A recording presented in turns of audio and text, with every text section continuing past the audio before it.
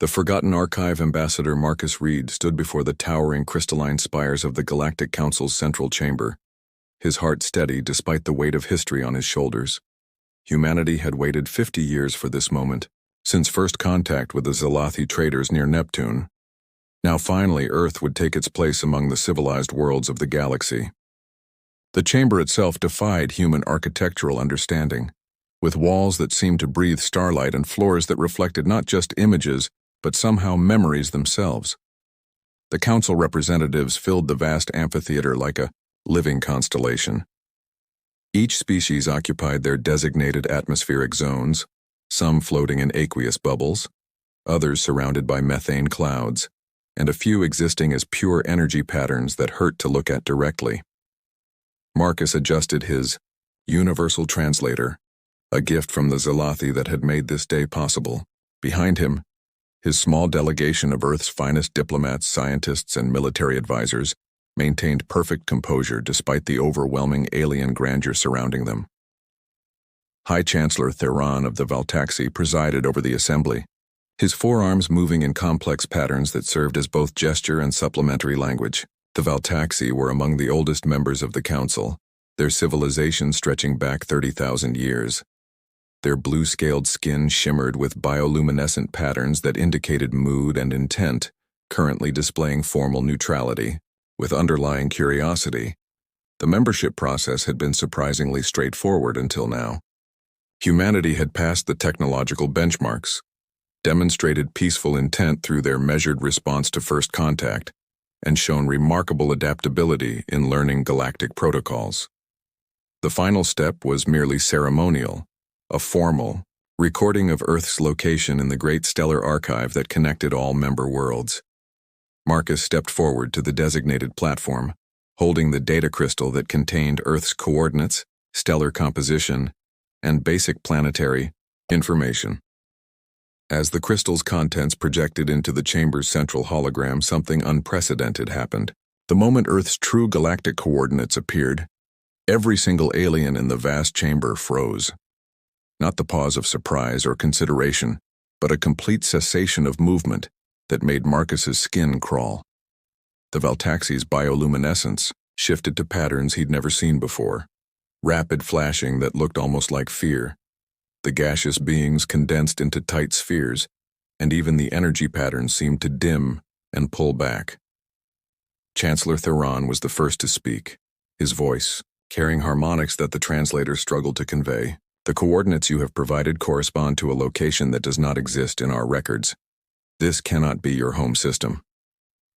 Marcus felt confusion ripple through his delegation. He double-checked the data crystal's contents on his personal display. These are absolutely correct, Chancellor. Earth, third planet from Sol, located in what we call the Orion arm of the galaxy. The silence that followed was deafening. Several council members began communicating in rapid, untranslated bursts of their native languages. The Zalathi representative, who had been humanity's strongest advocate, slowly backed away from their position near the human delegation. Something was terribly wrong, but Marcus couldn't understand what. Earth's location wasn't a secret. Humanity had been broadcasting radio signals into space for over a century. Any spacefaring civilization could have found them. An ancient keeper emerged from a section of the council chamber Marcus hadn't even noticed before.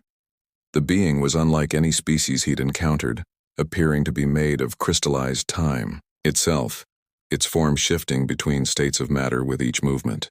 The keeper's voice bypassed the translator entirely, speaking directly into the minds of everyone present. The archive must be consulted. Protocols from the silent century are in effect. Until verification is complete, this hearing is suspended. Marcus tried to object, but the keeper raised what might have been a hand, and suddenly he found he couldn't speak. Not from any external force, but from an overwhelming sense that speaking now would be cosmically inappropriate. The human delegation was escorted to a waiting area, not roughly, but with an urgency that suggested fear rather than hostility. Hours passed in that strange chamber where the walls showed glimpses of stellar phenomena that shouldn't exist according to human physics. Finally, a junior council aide, a small creature that reminded Marcus of a mixture between a butterfly and a quantum probability wave, approached them, The aide's communication came in careful, measured thoughts. The ambassador is requested in the deep archive. The others will remain here for their safety. Marcus wanted to refuse, to demand his team accompany him, but something in the aide's manner suggested this wasn't a request he could decline. The journey to the deep archive took them through sections of the station Marcus hadn't known existed. They passed through layers of security that grew progressively older, from modern energy barriers to mechanical locks that looked almost primitive, to finally what appeared to be warnings carved directly into the structure's bones. Each checkpoint they passed caused the aide to grow more translucent, as if the very act of going deeper was wearing away at its existence. The archive itself was a sphere of perfect darkness suspended in a chamber of impossible geometry. The keeper waited there, its crystalline form now showing cracks that leaked temporal energy. You have brought a paradox to our door, human. Your world exists in our records, but it has been redacted by the highest authority that ever existed in this galaxy. An authority that predated the Council by eons and whose edicts we still obey without understanding why. Marcus felt his scientific training kick in, pushing past the awe and fear. If Earth is in your records, then you knew about us. Why the shock at our coordinates? The keeper moved closer, and Marcus could see galaxies being born and dying in the depths of its form. Because according to those records, your world was destroyed 18,000 years ago, completely, utterly, with such force that space itself was wounded. Yet here you stand, claiming to be from a world that cannot exist. The keeper gestured, and fragments of ancient data began to manifest around them. Marcus saw star charts that showed familiar constellations but with different connections, different names. He saw symbols that hurt to read, warnings written in mathematics that suggested terrible consequences for interaction. And then he saw something that made his blood run cold. Images of beings that looked almost human but wrong somehow, as if someone had tried to draw a person from memory, but couldn't quite remember what they looked like. These were the architects, the keeper explained. They ruled this galaxy before any current species achieved consciousness. They were perfect, terrible, and absolutely powerful. And they came from the world you call Earth. But something happened, something so catastrophic that they destroyed their own homeworld to prevent it from spreading. The few survivors scattered across the galaxy eventually died out or ascended to something beyond physical existence. We thought them gone forever, until today. Marcus struggled to process this information. But we're human. We evolved on Earth. We have fossil records, evolutionary history going back millions of years. The keeper's form flickered, showing what might have been amusement or perhaps cosmic irony. Of course you do. The architects were masters of time itself. If they needed to hide something, they wouldn't just hide it in space, but in history itself. Tell me, human, have your scientists never wondered about the gaps in your fossil record? The sudden evolutionary jumps? The strange consistency of your myths about gods walking among you in the distant past? The weight of implication was staggering.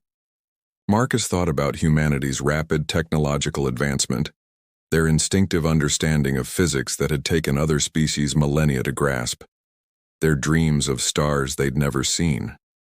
He thought about the strange ruins found in the deepest parts of Earth's oceans, always dismissed as natural formations but never quite explained. He thought about the way humans seemed to instinctively know that they were meant for something greater than one small world. The keeper continued, showing more fragments of the ancient records. The architects didn't just rule. They shaped reality itself. They created species, destroyed others, moved stars to suit their aesthetics. But they also fought among themselves. Wars that shattered planets and left wounds in space-time that still haven't healed. The final war was so terrible that the survivors chose to end their own civilization, rather than risk its continuation. They sealed their homeworld, buried it in false history, and ensured their descendants would never know what they truly were. Until now. Marcus felt a chill that had nothing to do with temperature. Are you saying we're the descendants of these architects? That Earth is actually their homeworld hidden in plain sight? The keeper's form solidified slightly, becoming more present and urgent.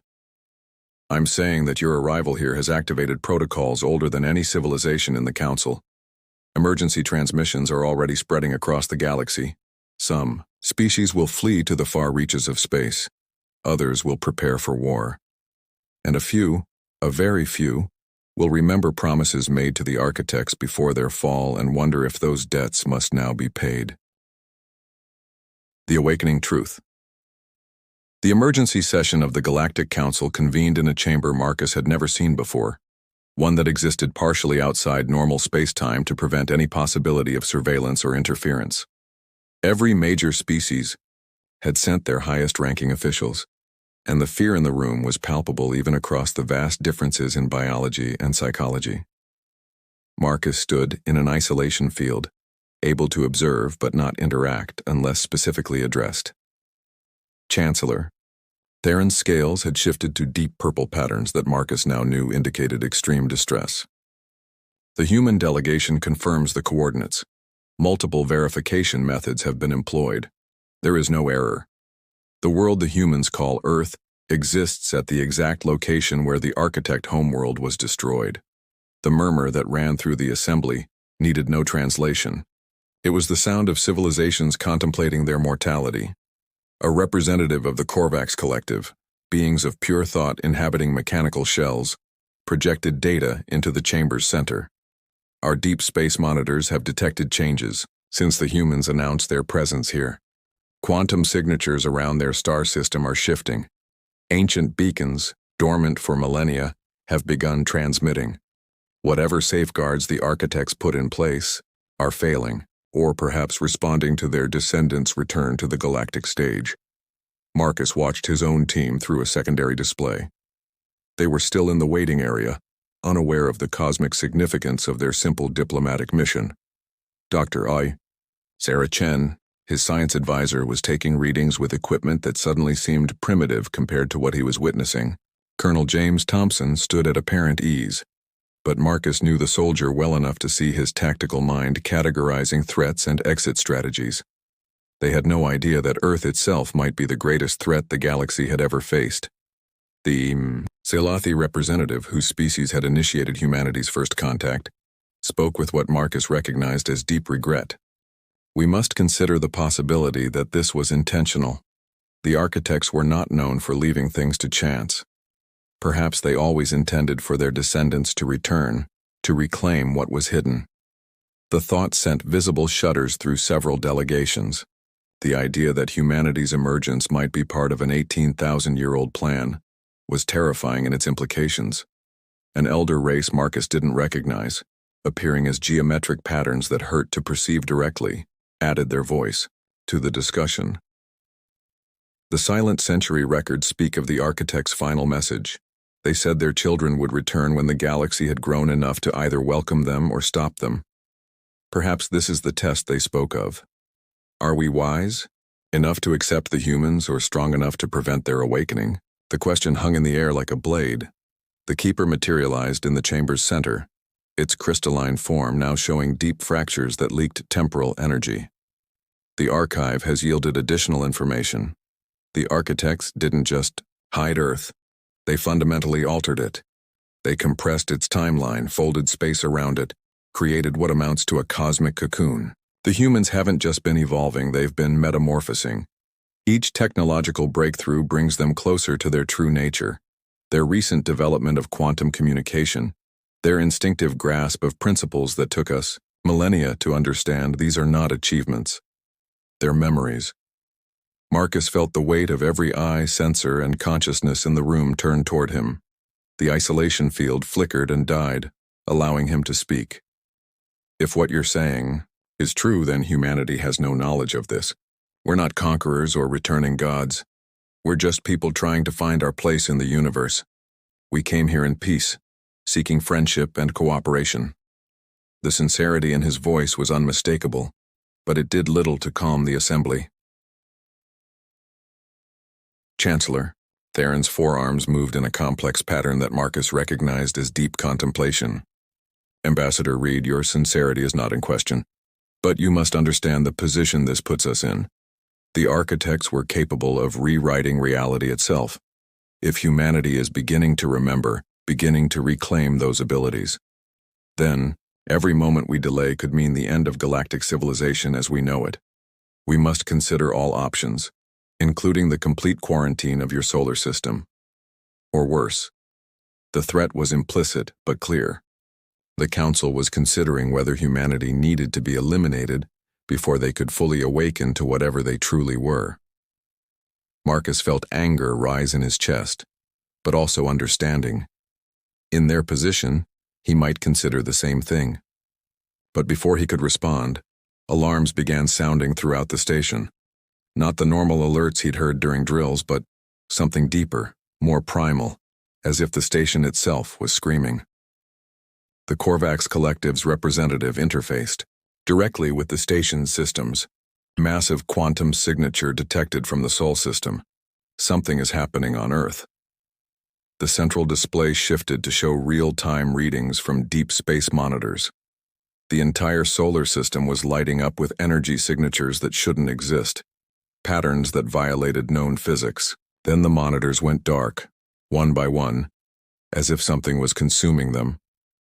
A transmission came through, not through normal communication channels, but directly into the consciousness of everyone in the chamber. It wasn't words or images, but pure, meaning understanding that transcended language. Earth was speaking, not the humans on it, but the planet itself, and its message was simple and terrifying. The children have grown, the seals are breaking. The garden remembers its true name. Marcus felt something stirring in his own mind, not foreign but forgotten. Memories that weren't his own but somehow were. Glimpses of Earth not as the blue marble he knew, but as something else entirely. A world that existed in multiple dimensions simultaneously, where thought and reality were one, where the line between possible and actual was drawn by will alone. He saw cities that existed outside of time, technologies that were indistinguishable from magic, and beings that were human but so much more. The other humans in the waiting area were experiencing the same awakening. Through the displays, Marcus could see Dr. Chen's eyes widening as formulas and concepts flooded her mind. Understanding that shouldn't be possible yet felt as natural as breathing. Colonel Thompson stood straighter, his posture shifting from that of a soldier to something older, more dangerous, a guardian of realities rather than nations. They were remembering. All of humanity was remembering, and with that remembrance came power. The Keeper's voice cut through the chaos, speaking with urgency that transcended its usual cosmic detachment. The Council must decide now. The awakening has begun and cannot be stopped. You can fight humanity and risk awakening the worst aspects of their nature, or you can guide them and hope their human experiences have taught them wisdom their ancestors lacked. But decide quickly, because Earth's true name is about to be spoken, and when it is, the universe will never be the same. Chancellor Theron looked at Marcus, and in the alien's 4 eyes, Marcus saw not fear, but resignation mixed with desperate hope. Ambassador Reed, Marcus Reed of Earth, you stand at the threshold between what was and what will be. Your species is awakening to power that once reshaped the galaxy. Tell us, with all the humanity you still possess, what should we do? How do we face the return of the architects? Marcus felt the weight of the moment, not just for humanity but for all life in the galaxy. He thought of Earth, of its billions of people living ordinary lives, unaware that they were about to become something extraordinary and terrible. He thought of the children playing in parks, the scientists working in labs, the artists creating beauty, all of them about to discover they were heirs to a cosmic legacy. And in that moment he found his answer. We face it together, he said, his voice carrying a resonance it hadn't possessed moments before. The architects fell because they stood alone above all others. But humanity has learned something they never did. We've learned that our greatest strength isn't in our power, but in our connections. We've learned to love, to sacrifice, to find meaning in small moments and simple relationships. If we're truly awakening to this power, then let us awaken not as your returning masters, but as your partners. Help us remember not just what we were, but why we chose to forget. Help us become something better than the architects ever were. The chamber fell silent as his words echoed through space and time. Then, from Earth, came a pulse of energy that washed over the entire galaxy. Not destructive, but transformative, carrying with it a single word that every consciousness understood regardless of species or language. The true name of Earth, spoken after 18,000 years of silence. And that name was hope. The universe went still, not in fear but in anticipation. The awakening had begun, but perhaps with the galaxy's help it would lead not to domination but to evolution. The children of the architects were returning, but they were returning as humans, with all the beauty and flaws that entailed. And, in that moment of cosmic silence, every species in the galaxy understood that they were witnessing not the end of their age, but the beginning of something unprecedented. The question was no longer whether humanity would reclaim their power, but what they would choose to do with it.